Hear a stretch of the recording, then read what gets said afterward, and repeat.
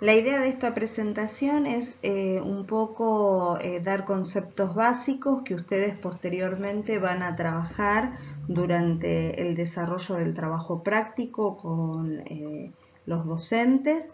Esta presentación vamos a ver conceptos básicos de la regulación autonómica del ojo, así como también vamos a ver algunas secreciones oculares y cómo se regulan, y reflejos oculares, qué es un reflejo y cuáles serían los reflejos oculares más importantes. Bueno, en relación a la organización del sistema nervioso, como se muestra en este esquema, está dividido en sistema nervioso periférico y sistema nervioso central. El sistema nervioso central está constituido por la médula espinal, bulbo protuberancia, es decir, el tronco encefálico, cerebelo, mesencéfalo, diencéfalo y los hemisferios cerebrales. El sistema nervioso periférico se divide en sistema nervioso somático y en sistema nervioso autónomo, el cual a su vez se divide en sistema nervioso simpático, que tiene una localización toracolumbar, y sistema nervioso parasimpático con una localización cráneo-sacro, y además en sistema nervioso entérico, que en esta presentación no está, pero también es una de las divisiones.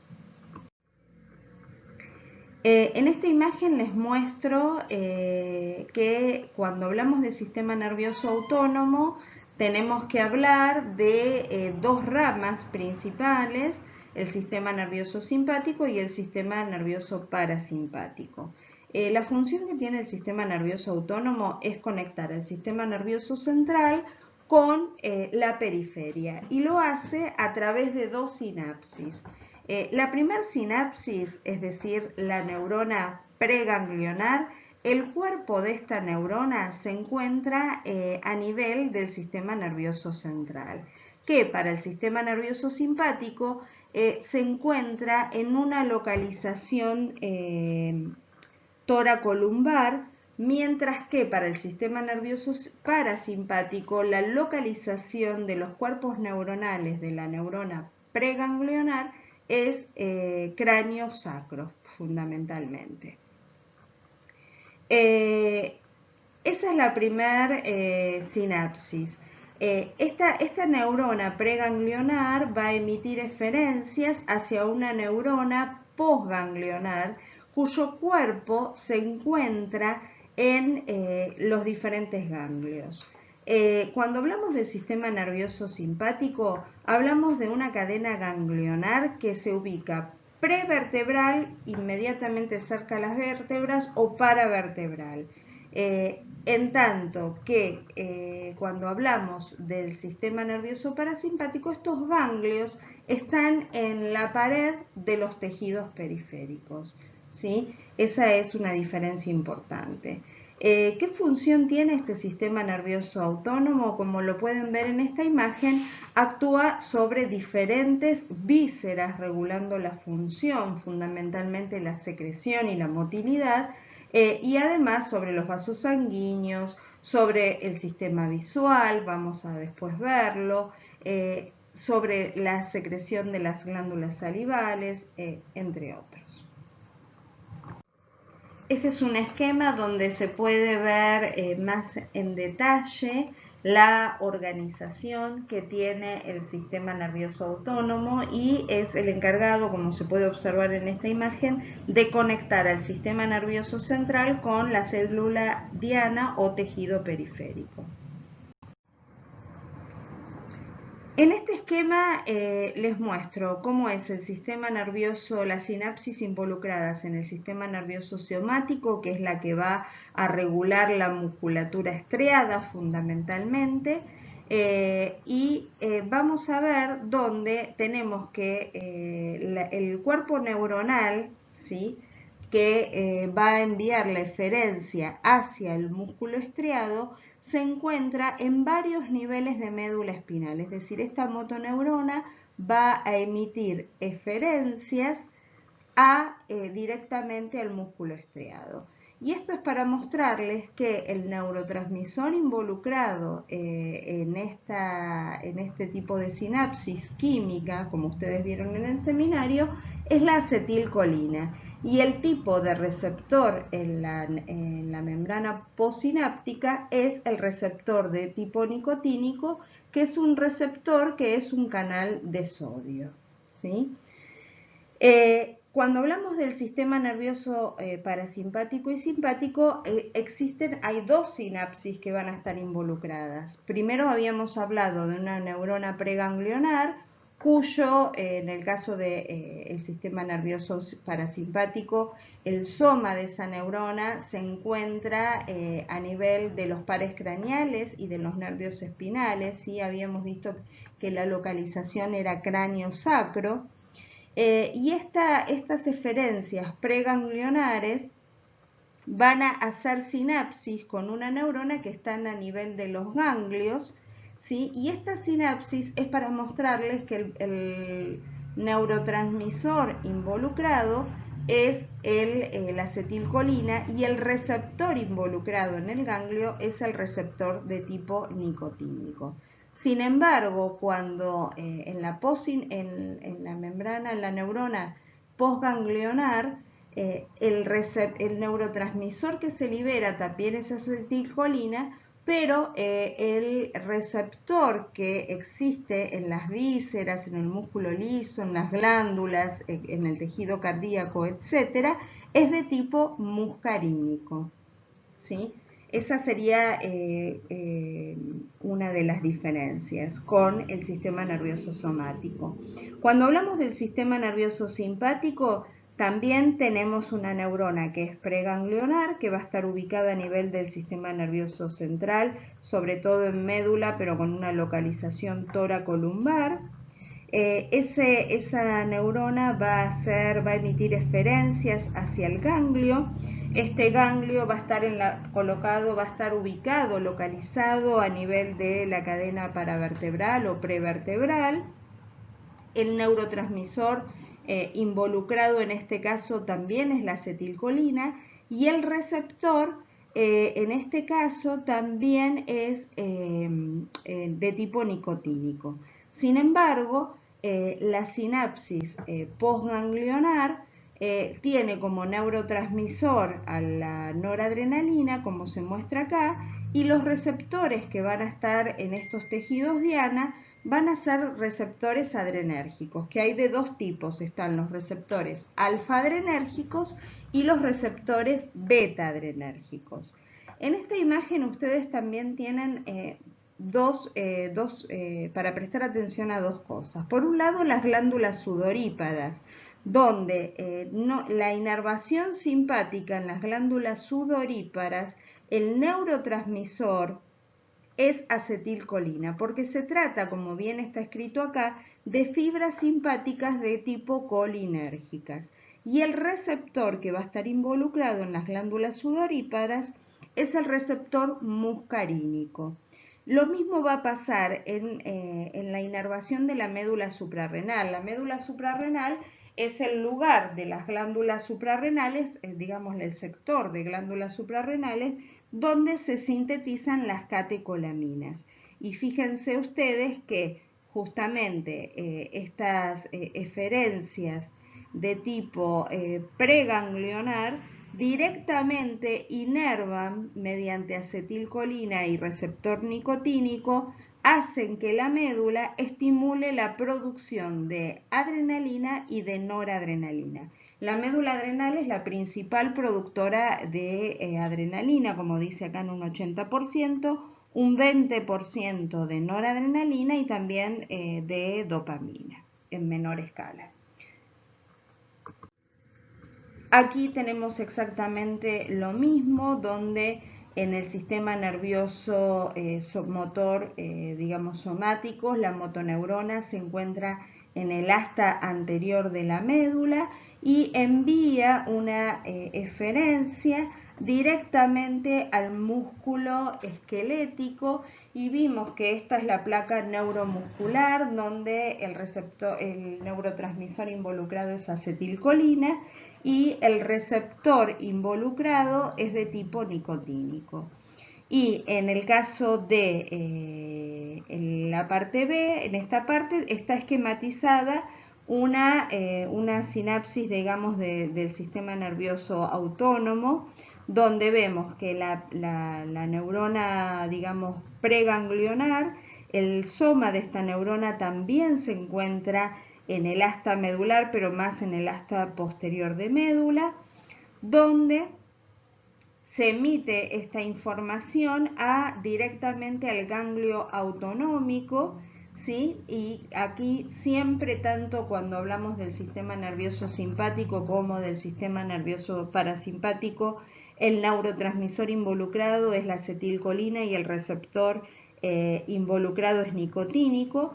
Y una vez que hace sinapsis, esta sinapsis ganglionar ocurre, esta neurona ganglionar emite la información, estas eferencias, al órgano efector, que el órgano efector va a depender, el neurotransmisor liberado a nivel del tejido diana, va a depender de que si se hable de la rama simpática o parasimpática del sistema nervioso autónomo.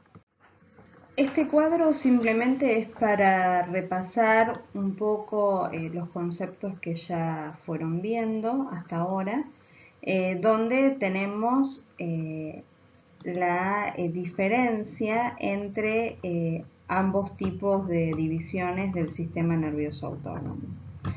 Por un lado tenemos el sistema nervioso autónomo parasimpático y por el otro lado tenemos el sistema nervioso autónomo simpático. Por un lado, dice la primera comparación en relación al origen de la eferencia. Esto quiere decir en dónde se encuentra ubicado el soma de la neurona preganglionar, que como ya vimos, cuando hablamos del parasimpático, el soma tiene una localización cráneo-sacra del sistema nervioso central, en tanto que el simpático tiene una localización tóraco-lumbar. Después la otra comparación es en relación a dónde se localiza el ganglio, ¿sí? Cuando hablamos del sistema nervioso simpático, el ganglio está cerca del efector. En general, los ganglios parasimpáticos se encuentran dentro de la pared del tejido diana, en tanto que en el sistema nervioso simpático los ganglios están lejos del efector, sino que tienen, como ya vimos en las imágenes anteriores, pueden tener, forman una cadena ganglionar que puede tener una localización paravertebral o prevertebral. Otro tipo de relación es la relación que existe entre el número de fibras pre- y postganglionares. ¿Esto qué significa? En el sistema nervioso parasimpático la relación es cercana a 1. ¿Esto qué quiere decir? Que una fibra preganglionar va a dar origen a una fibra postganglionar, mientras que en el sistema nervioso simpático una fibra preganglionar puede hacer sinapsis con varias y dar origen a varias fibras postganglionares. Cada fibra simpática preganglionar puede establecer sinapsis con muchas neuronas simpáticas postganglionares situadas dentro de alguno o de varios de los ganglios paravertebrales o prevertebrales cercanos. Se ha calculado que cada neurona simpática preganglionar se ramifica y establece sinapsis con aproximadamente unas 200 neuronas postganglionares, lo que permite a las eferencias simpáticas lograr efectos más generalizados. Sin embargo, cualquier impulso que llega a su diana ha cruzado únicamente una sola sinapsis entre las neuronas simpáticas preganglionares y postganglionares.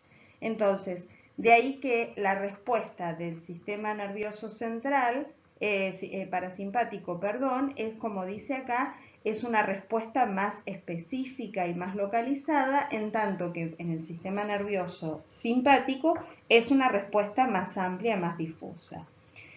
La otra comparación es en relación a cuál es el neurotransmisor periférico que está involucrado en la sinapsis postganglionar.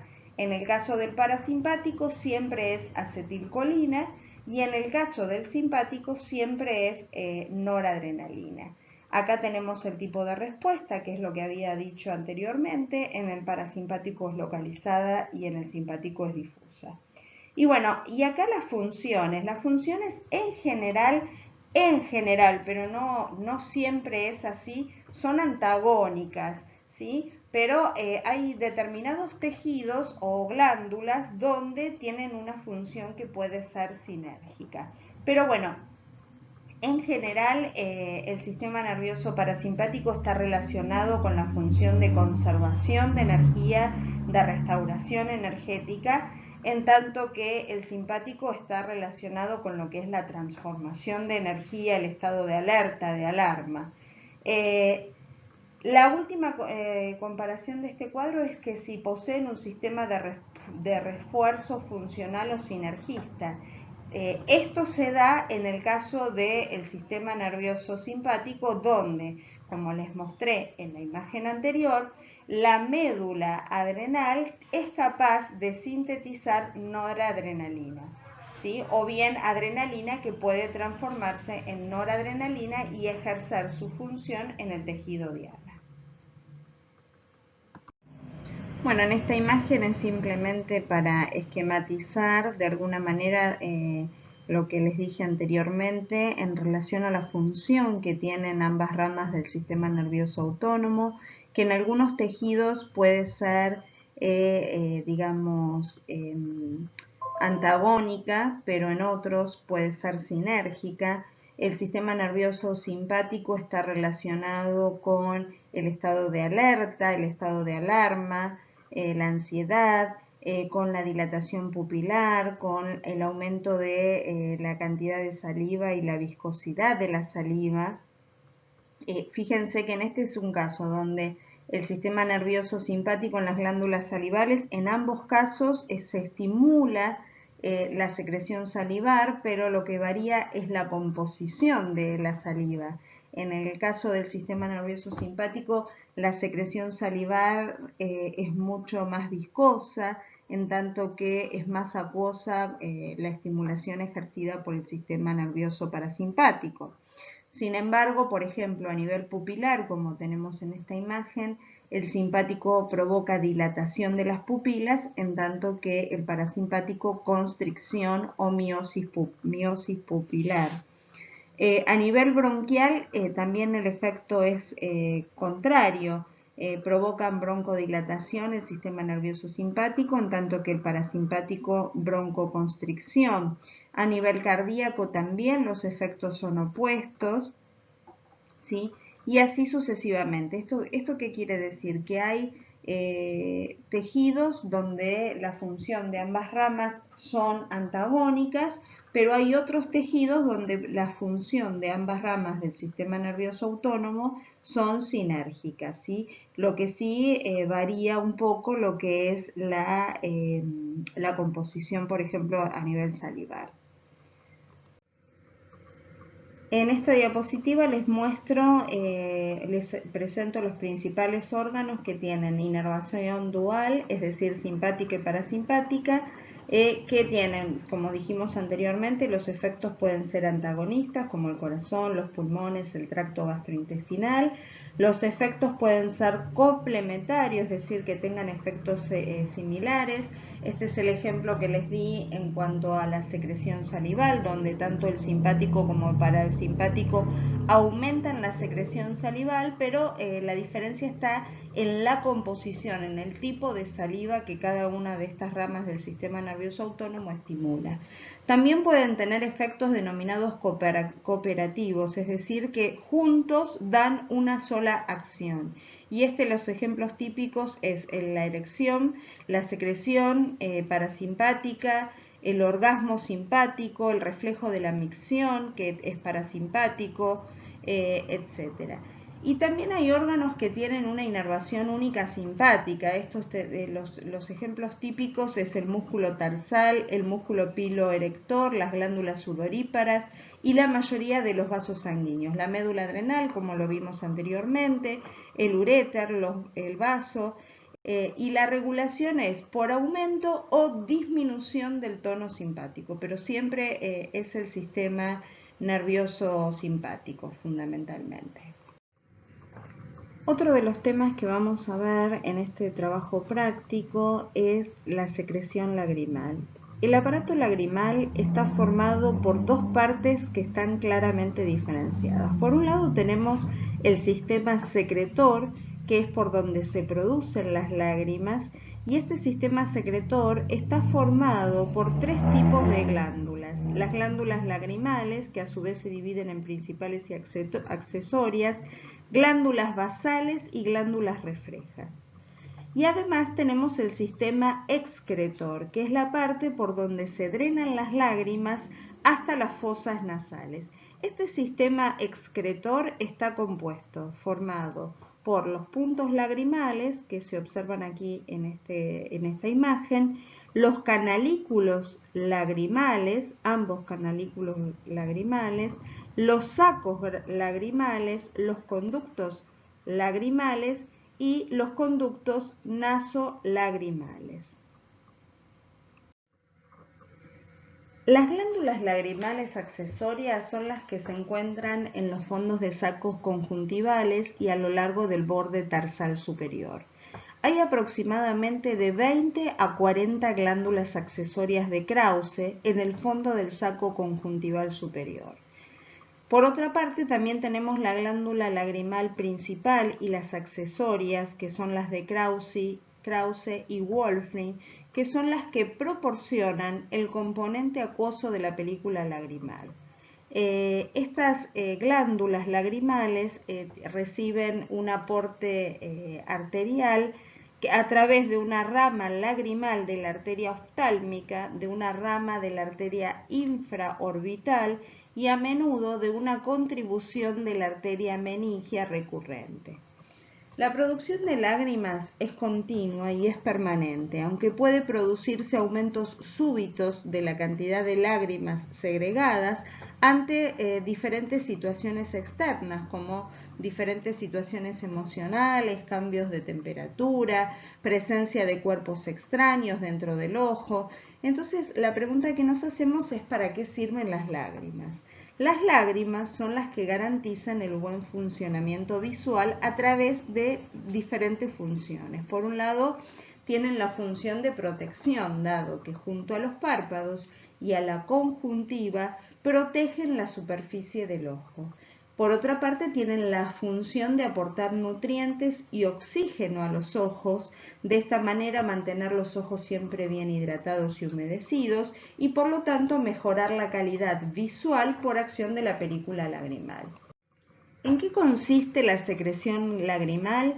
La secreción lagrimal, el líquido que se secreta de la glándula lagrimal es un líquido de tipo isotónico que mantiene húmeda la córnea y permite de esta manera la difusión del oxígeno. Podríamos decir que es un ultrafiltrado del plasma y su osmolaridad es aproximadamente 300 miliosmolar.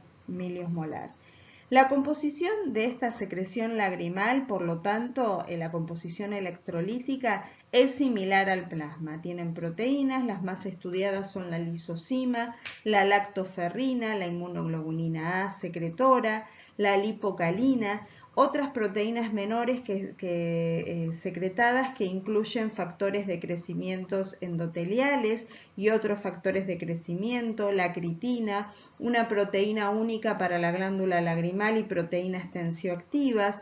Algunas proteínas son antibacterianas y funcionan en defensa de la superficie ocular. La secreción lagrimal es un líquido que está compuesto por tres capas. Una capa externa, que es una capa lipídica, una capa intermedia, que es una capa acuosa, electrolítica, y una capa interna que es una capa más bien de tipo mucoso que tiene entre 0,2 a 1 milicentímetros de espesor. La capa lipídica externa es secretada por las glándulas de meibomio, como dice en la imagen. Luego tenemos la capa acuosa intermedia, que es la que contiene los electrolitos, agua, proteínas y pequeñas mucinas solubles. Esta capa es producida por las glándulas lagrimales principales y por el epitelio conjuntival. Y finalmente tenemos una capa mucosa interna que consiste en MUC5AC, en distintas proteínas, electrolitos y agua, y esta capa mucosa es secretada por las células de la capa conjuntival. Además, en la imagen ustedes pueden observar la existencia del glicocáliz, que está compuesto por estas mucinas unidas a la membrana, producida por células escamosas estratificadas de las células epiteliales de la córnea y de la conjuntiva. Toda esta película lagrimal es la que se encuentra sobre la superficie ocular. La secreción lagrimal, como bien está esquematizado en esta diapositiva, tiene varias funciones. Por un lado, la película, como dijimos anteriormente, la película lagrimal contribuye a las propiedades ópticas de la superficie corneal, es la principal fuente de oxígeno de la córnea avascular, sirve como un lubricante entre los párpados y la superficie ocular, ayuda a quitar los cuerpos extraños de desecho y células exfoliadas, es decir, tiene una función de, además de humectar, de protección, y contiene muchas proteínas que tienen funciones antibacterianas. De esta manera se protege a la córnea y a la conjuntiva de infección. Hay dos tipos de secreción de proteínas de la glándula lagrimal: constitutiva y regulada. Constitutivamente, proteínas secretadas son empacadas en gránulos secretores que no se almacenan y son inmediatamente fusionados estos gránulos con la membrana plasmática apical y liberados en el lumen acinar. También existen proteínas secretadas por la vía reguladora y que están empaquetadas en gránulos secretores que sí se almacenan en el lado apical de las células acinares. El estímulo se produce típicamente cuando neurotransmisores liberados por los nervios o las hormonas peptídicas en sangre interactúan con las membranas plasmáticas vasolaterales de las células acinares. Con lo cual, de esta manera hay dos tipos de regulación de secreción de proteínas de la glándula lagrimal. ¿Cómo se regula la secreción lagrimal? En la glándula principal tiene lugar la secreción refleja, de tipo accesoria, es decir, consecuente con determinados estímulos. En las glándulas accesorias y en las conjuntivales y tarsales tiene en cambio lugar una secreción que se denomina secreción de base, que esta secreción es de tipo continuo. La secreción refleja es 100 veces mayor respecto a la secreción basal. El estímulo de la secreción refleja parece ser de naturaleza sensitiva, corneal y conjuntival como consecuencia de la rotura de la película lagrimal. La regulación de la secreción lagrimal está dada por el sistema nervioso autónomo, donde vimos que el sistema nervioso simpático, a través de sus terminaciones, inerva las arterias y arteriolas de la glándula. La estimulación simpática parece no tener un efecto, tener poco efecto sobre la secreción lagrimal en sí, pero se ha visto que sirve para modificar el flujo sanguíneo a través de las glándulas lagrimales. Y por otro lado dijimos la secreción refleja, que esta secreción refleja puede ser de origen periférico, sobre todo a nivel de la córnea, conjuntiva, piel, mucosa nasal, mucosa nasal u oral, O bien esta secreción refleja puede ser de origen central a nivel de la retina, estímulos emocionales. Estos estímulos emocionales, las vías nerviosas aferentes no son muy conocidas, pero se cree que están relacionadas, envían, es decir, estos estímulos emocionales se conducen a través de vías nerviosas aferentes al lóbulo frontal y desde aquí al núcleo lagrimal para regular la secreción lagrimal. Acá es simplemente para hablarles un poco de las lágrimas artificiales, conocidas ampliamente por todos, ¿no? Las lágrimas artificiales son gotas que se usan para lubricar los ojos secos y ayudar a mantener la humedad en la superficie externa de los ojos.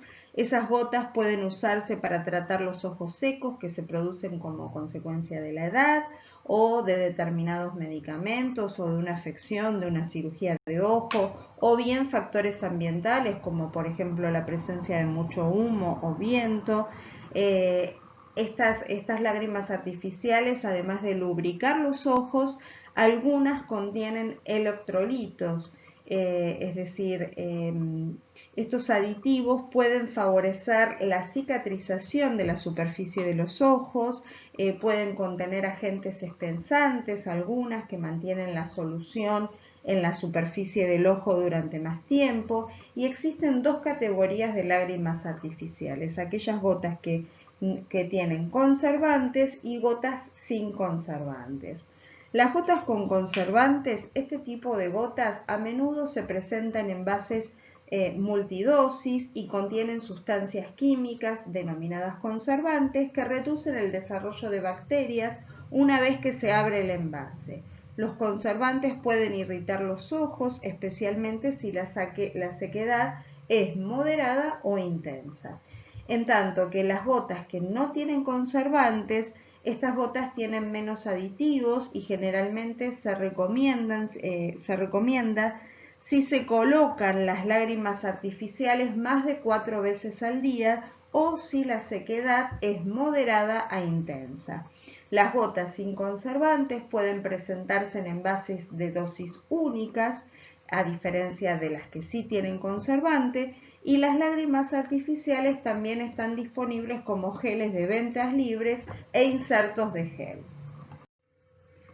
Otro de los temas que ustedes van a ver durante el desarrollo del trabajo práctico es cómo se regula la secreción del humor acuoso.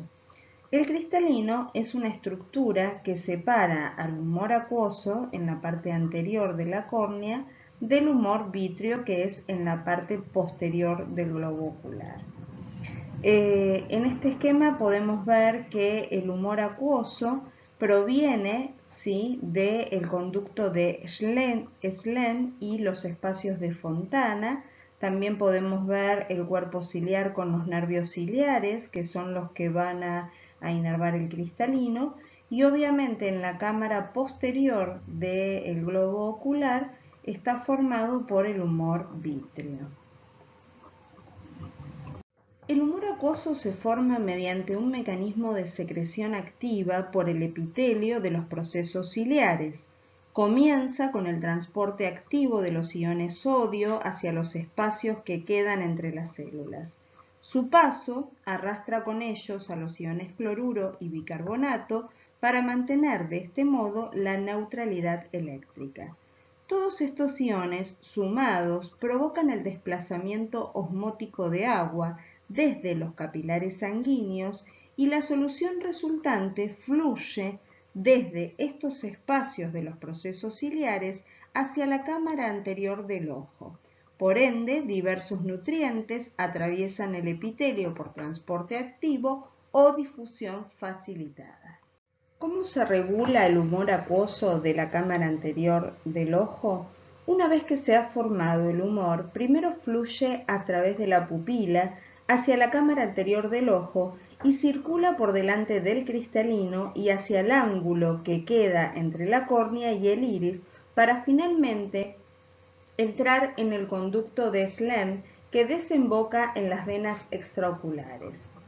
Este último es una vena de paredes delgadas que recorre el perímetro alrededor del ojo en su integridad. aunque en realidad se trata de un vaso sanguíneo venoso. Normalmente es tan grande la cantidad de humor acuoso que entra en el conducto de Schlemm que este líquido lo llena por completo en vez de la sangre. Los pequeños vasos que se extienden desde el conducto de Schlemm hacia las venas más grandes del ojo suelen contener humor acuoso y se denominan venas acuosas. El humor acuoso facilita la nutrición de la córnea y el cristalino y proporciona un medio transparente e incoloro, de forma que constituye un componente importante en el sistema óptico del ojo. Bueno, el último tema con el cual ustedes van a trabajar durante el desarrollo del trabajo práctico es el tema en relación a los reflejos oculares. Para eso tienen que saber lo que es un reflejo. Como todos conocen, un reflejo es una respuesta rápida, automática, estereotipada ante un estímulo.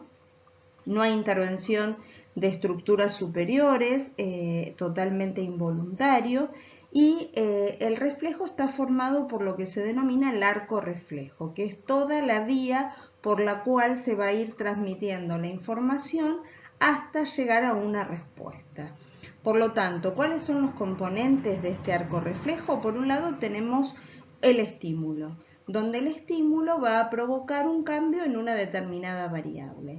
¿Sí? Ese cambio en esa variable va a ser detectado por un receptor que va a ser el sensor, el órgano, digamos, que va a detectar este cambio en la variable, y esta información a través de vías aferentes van a ir al centro integrador, que en general es médula, ¿sí? Y la información acá va a ser procesada de manera tal que esta información va a ser enviada a través de vías eferentes hacia la neurona motora o neurona efectora, que va a ser la responsable de elaborar la respuesta ante ese estímulo, y de esta manera mantener la homeostasis correspondiente.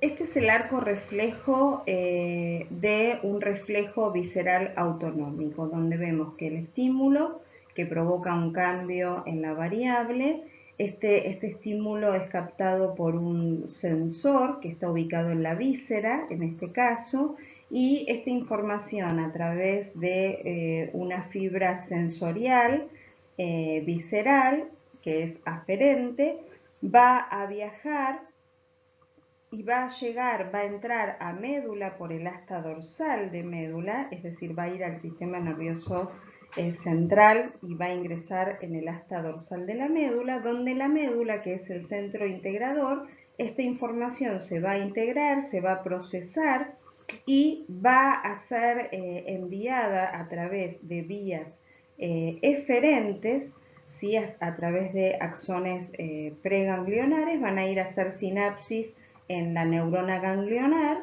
autonómica, y de aquí esta sinapsis vía una eferencia, vía digamos una neurona postganglionar, va a dirigirse hacia la víscera, donde ahí en la víscera va a elaborar una respuesta en función del estímulo que la provocó. Este es el arco reflejo. Todos los reflejos están formados por los mismos componentes. Uno de los reflejos que ustedes van a ver durante el trabajo práctico es el reflejo fotomotor. Cuando la luz ilumina los ojos, las pupilas se contraen, reacción llamada reflejo pupilar fotomotor. Cuando la luz incide sobre la retina, parte de las señales se dirigen desde los nervios ópticos hasta los núcleos pretectales. Desde ellos, los impulsos llegan hasta el núcleo de Edinger-Westphal y vuelven por los nervios parasimpáticos atravesando el ganglio ciliar, luego posteriormente los nervios parasimpáticos, hasta llegar al iris. A la inversa, en un ambiente oscuro, el reflejo queda inhibido. Este reflejo consiste en ayudar al ojo a adaptarse de forma rápida a las condiciones lumínicas del ambiente. Entonces, como consecuencia de este reflejo fotomotor, se produce la miosis. La miosis se caracteriza por una reducción de la circunferencia del diámetro de la pupila y forma parte de este reflejo que se presenta o se induce cuando el ojo es expuesto a la luz. En este caso vemos una miosis de tipo media y aquí, en este caso, una miosis de tipo intensa. Cuando en la oscuridad este reflejo está inhibido, hablamos entonces de que ocurre la midriasis, es decir, que es la dilatación del diámetro pupilar. En este caso tenemos una midriasis de tipo intensa y en este caso una midriasis media. Es de señalar que la miosis, además de ser inducida por la luz a través de este reflejo fotomotor, también puede ser inducida por ciertos fármacos o en situaciones ser patológicas. Otro de los reflejos que ocurren en el sistema visual es el reflejo de acomodación-convergencia o reflejo de acomodación a la visión cercana. Cuando el foco del ojo cambia desde un objeto lejano a uno cercano de interés, los ojos convergen, los lentes intraoculares se acomodan y ambas pupilas se contraen. Esta triada de convergencia ocular, acomodación y contracción pupilar es la que se denomina respuesta cercana o respuesta a la visión cercana. La acomodación, la convergencia y la constricción pupilar son movimientos asociados y no están vinculados entre sí como lo están los componentes del arco reflejo. Ellos están controlados, sincronizados y asociados por conexiones supranucleares, pero no son causados entre sí. Otro reflejo es el reflejo que también existe a nivel del sistema visual, es el reflejo palpebral, que es el pestañeo bilateral de los párpados y provocado por la brusca percepción de una luz intensa o por la aparición súbita de un objeto cerca del campo visual. Esta vía transmite a varios núcleos del tronco del encéfalo y a la médula a través de las vías tectobulbar y tectoespinal que inician la respuesta motora. Por ejemplo, parpadeando, flexionando los brazos hacia arriba para proteger los ojos, la flexión y la rotación lateral de la cabeza lejos del estímulo y finalmente la flexión del tronco y las extremidades inferiores para agacharse bajo el estímulo. Ejemplos cotidianos son cuando un insecto vuela de repente a nuestro campo de visión o cuando esquivamos o buceamos para evitar ser golpeados en la cara por una pelota o por el reflejo de la cabeza para prevenir golpeando una rama sobresaliente al caminar. Esta vía neuronal es responsable de los movimientos reflejos en respuesta a los estímulos visuales y es la vía que nos permite jugar deportes de pelota que requieren movimientos muy rápidos, como tenis, cricket, béisbol. Un jugador de cricket o de tenis golpea la pelota antes de que se le convierta que tome conciencia realmente de la ubicación de la misma. Y el último reflejo del cual ustedes van a hablar en el trabajo práctico es el reflejo corneal, que es un parpadeo involuntario de los párpados provocados por la estimulación sobre la córnea al ser tocada por un examinador o por un cuerpo extraño. La estimulación debe provocar tanto una respuesta directa y consensual, es decir, una respuesta similar del ojo opuesto al estimulado. El propósito evolutivo de este reflejo es proteger los ojos de los cuerpos extraños y las luces brillantes. Este reflejo está mediado por el nervio trigémino, es el nervio que detecta el estímulo a nivel de la córnea, es decir, es el nervio que envía la ruta aferente del reflejo, y por su parte el nervio facial da iniciación a la respuesta motora, es decir, es la vía eferente de este reflejo.